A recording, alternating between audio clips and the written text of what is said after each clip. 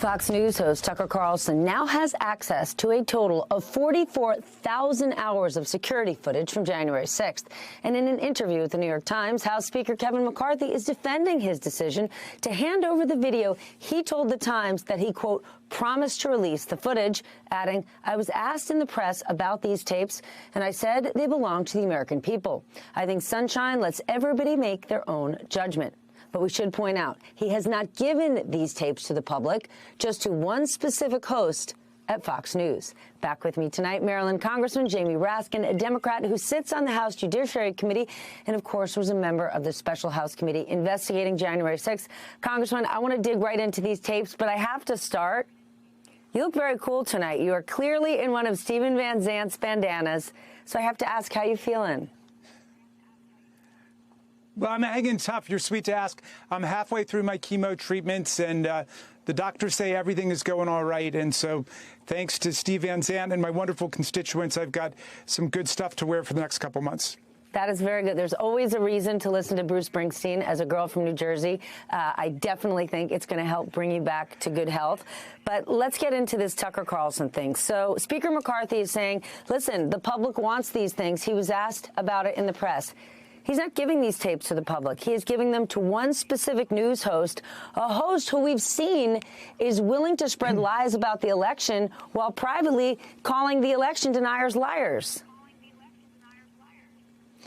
I mean, can you imagine if the January 6th Select Committee had done this, given materials to one network, much less one host, just as Stephanie Ruhle or Rachel Maddow, there would have rightfully been a scandal about it. And so when Kevin McCarthy says he wants to give it to the American people, but it's going to be filtered through the prism of Tucker Carlson, I think it shows how distorted and deranged his politics have become. But look, the underlying question is really one of security of the members of Congress, the staff, the U.S. Capitol Police, people who work in the Capitol. We were very careful to put together a very comprehensive video portrait of what happened that day. We had staff going through thousands and thousands of hours, and we told the story in bipartisan fashion to the American people. But we didn't give away the location of cameras. We didn't give away evacuation routes and escape pathways for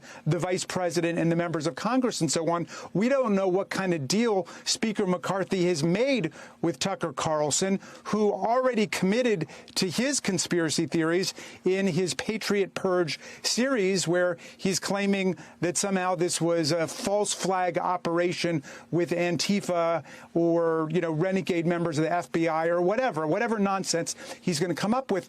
The January 6th committee was in search of the truth. And we had more than 1,000 witnesses come. We've released all those transcripts. They are not in search of the truth. They're in search of something completely different. Is Kevin McCarthy allowed to do this? Don't these tapes technically belong to the taxpayers?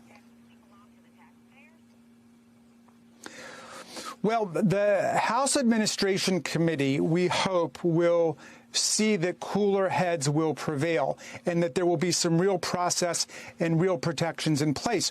When members of our committee needed to go and look at any of the thousands of hours of footage that were available, it was a very strict, regulated process with the Capitol Police. And it was only members of Congress and it was only members of our staff and a very small number who had access to them. We never brought in members of the media or outside third parties. So the idea that you're going to give it to some TV producers to go and, you know, try to support whatever kind of theories they're concocting on their own is really disturbing to me. And, you know, we never had access to taking this footage with us. We could just go look at it. And I'm wondering, do they actually have access to the footage such that it's being taken outside of, you know, the property of the U.S. Capitol? I don't know.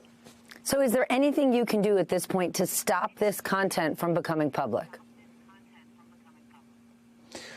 Well, I know that the minority leader, Mr. Jeffries, is very concerned about it. I know that the ranking member on the House Administration Committee, Mr. Morelli, is very concerned about it. And they are working to try to come up with some coherent legal protocols and regulations for the treatment of this material. But, speaking as the ranking member on the Oversight Committee right now, we don't know who's had access to it, under what conditions, and if any of the material has, left the property of the U.S. Congress. We don't know that. And so I'm hoping that, Mr. Jeffries will be able to work it out with Mr. McCarthy. But McCarthy is very clearly catering to the extreme MAGA wing of his party in doing this. I mean, it's an extraordinary victory for Tucker Carlson, who is just one, media propagandist and mouthpiece for Putin and Orban, to be put into a situation where he gets to be the interpreter for America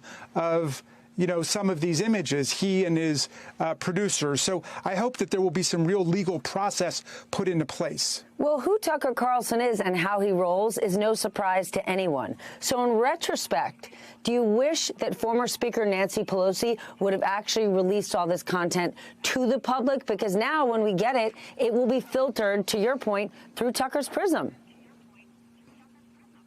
Well, remember, there are thousands of hours of footage that are out there, not just from the committee, along with the testimony of more than 1,000 witnesses, along with all of the transcripts that have been made public. But there are insurrectionists themselves who've posted stuff online. You can see exactly what happened just by going online and watching the violence take place. So remember, we have security concerns about turning over the location of security cameras in the U.S. Capitol that the police use. We have concern about the escape and evacuation routes that were used on that day. We don't want to just throw our hands up and say, well, let's just let everything go and let the insurrectionists have the material that will allow them to plan the next January 6th. This cannot become a blueprint for the next insurrection, especially with so many of these people still out there.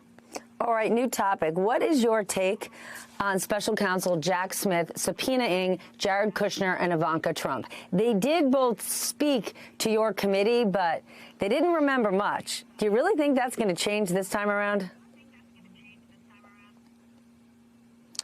Well, I have no more insight into what's going on in Jack Smith's investigation, the special counsel investigation, than anybody else does. We're not in touch with them. And so I don't know exactly why they're subpoenaing them. But it seems clear to me that both of those witnesses had a lot of information about what was going on in the lead up to January 6th and then on January 6th itself. Now, Jared Kushner, of course, was over in Saudi Arabia, working presumably on public business, although he did come back and the day after the Trump administration ended, create his new private equity business that was then quickly financed with $2 billion from the Royal Crown Prince of Saudi Arabia in sovereign wealth funds. But when he got back, he clearly was involved in some of the things going on, and he and Ivanka were both privy to a bunch of those conversations, and they testified to that, and those transcripts that we have are available to the public. But, of course, it's a completely different thing to be subpoenaed by prosecutors who are asking you to come in and to talk about what it is you know, and presumably they will go in, and presumably they will tell the truth about everything that they know. There were real crimes committed that day, as our committee found, and we referred the evidence of the crimes that we had to the Department of Justice so they could pursue all of them. Presumably, they will share what they know. Underlining, presumably. Congressman, good to see you. Wishing you the best of health. I know you're headed back to chemo tomorrow, so I'm glad you joined us tonight. Thank you so much. You bet.